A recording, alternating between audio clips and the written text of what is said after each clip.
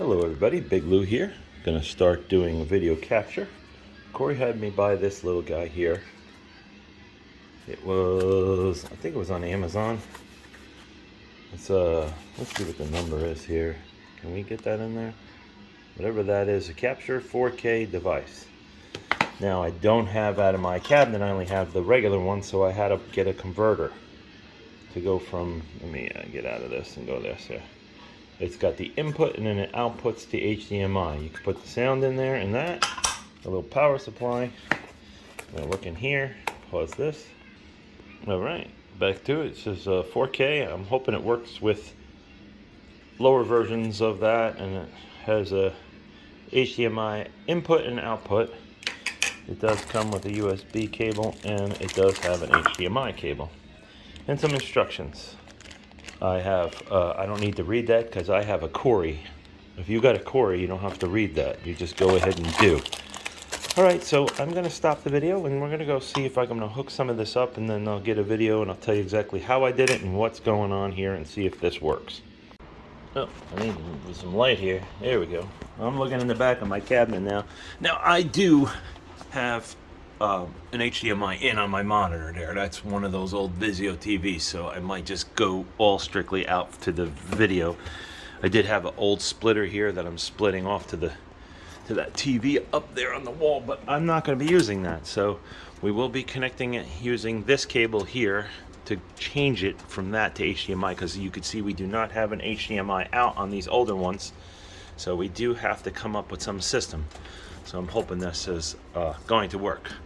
I'm gonna run that into the HDMI converter, and then I will be going from there to the HDMI capture box. And I did notice that you do need a USB 3.0 PC to use for your capture PC. This is my little Wi-Fi box that helps me get online. And we're gonna move along and see what's going on here. So you're not gonna mess with anything but this port right there, which is the video out.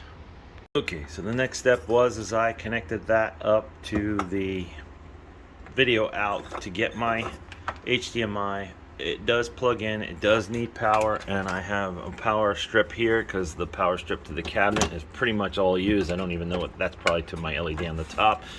So now I am HDMI compliant.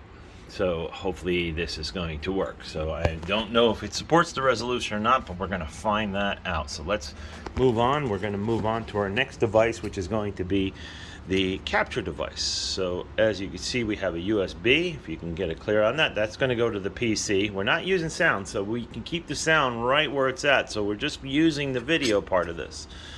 So we have an in and an out, so let's see what's happening there. It has some kind of lights on there, 4K. I'm hoping that it does lower resolution. If not, I gotta buy one that has lower resolution. So we'll move on to the next step and you'll see me connecting this guy up. Okay, next step, you can see I have the video coming in from my little adapter board. I know it's a spaghetti mess back here, but it comes out of that guy, goes into this guy, and then that blue cable there is plugged into the HDMI cable one. We are not using this older PC connection, even though it's plugged in. You can't use it unless you have an HDMI, because there's no, unless you buy a converter box that does the old VGA RCB thing PC, old PC, it will not work. All right, moving on. And it does need power, and it does shrink the screen. I do not know how. Maybe I can get the monitor to expand it because it was switched to HDMI. So I don't know whether or not the actual screen is, because I'm having a black bar on that side and that side, but it doesn't matter. I can still play it like that, and it does need power. Being that I had to connect the USB blue wire that's going to the HDMI capture device. So again, if you're doing probably 1080, 720p isn't supported because Michael never got around to that part yet. Maybe one day in the future, but it does shrink it, and it doesn't seem as bright either. So it's interesting stuff right there. So, but it's still playable. As you can see, it's updating. All right, moving on. And I did figure out that I just had to do stretch on the TV, and I turned up the brightness on it, and it came up not as bright as the other one, but pretty damn close. So you can stretch it, which is nice. and I have a Hokamimi setup right now. Yes, I said Hokamimi. The mouse is here, and I'm just running this, and don't have a Corey, so I have available Corey right now. So I am going to follow. They do take you step by step how to do the video streaming instructions. Not video streaming, but the video capture part. So I'm going to do that, and I'll be back with you in a little bit. Sean will be joining me in a little bit to play some golf. Alright, so far I am using a program called OBS Studio. I haven't talked to Corey yet, but I've downloaded it, and it is mirroring exactly. It's a streaming software, so you can stream up to YouTube. It seems to be cut off a little bit, so I'm probably going to make some adjustments on the video, but I had to go to sources, and I needed to add this video capture device. I'm sure there's some settings there to adjust it so it's a better fit, and they gave me some of these things here so I can configure the video and do all kinds of cool things, and that is that. So I seem to be just cut off a little bit on the end there, so I'll fix that. But my wife has called me. I got to go help her real fast, so I am going to be back later on this afternoon. All right, well, so far everything is doing what it's supposed to do, which is great news for you out in the world that is looking to stream your golf games. We are moving along. Alright, so it looks like everything works perfectly good. In Streamlabs, there's nothing cut off, so it is actually running the software exactly like that. I put a little thing on that's my hand up there. I put a little thing, and I see how Corey does the background. So he said he was going to do something for me, but I didn't know how it was.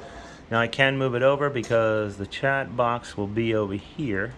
See how you just move that around? So you do that. Now the chat will be here, and then I'll have that, and I have me right there, and I have a little button from the rough thing, and you can see me and that.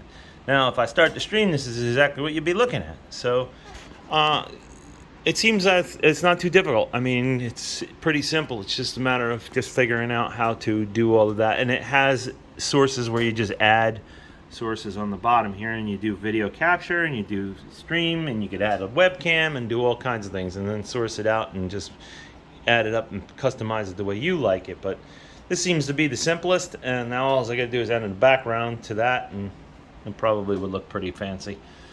So that's how you do it. It seems like it's pretty good, and it seems like we'll be able to stream up later on, and that's how it is. So basically it's wired into the computer. The computer is just that. Right now I just have my little keyboard and mouse over here, and I stuck my monitor on a chair to set it up. The web camera is sitting right up there, and if I move into view, I pretty much just got it. So you can see here, there's Big Lou himself. Hello everybody on the streaming site. And that's it. So I hope you guys enjoyed this. It's that easy to stream. If you have any questions, just let me know.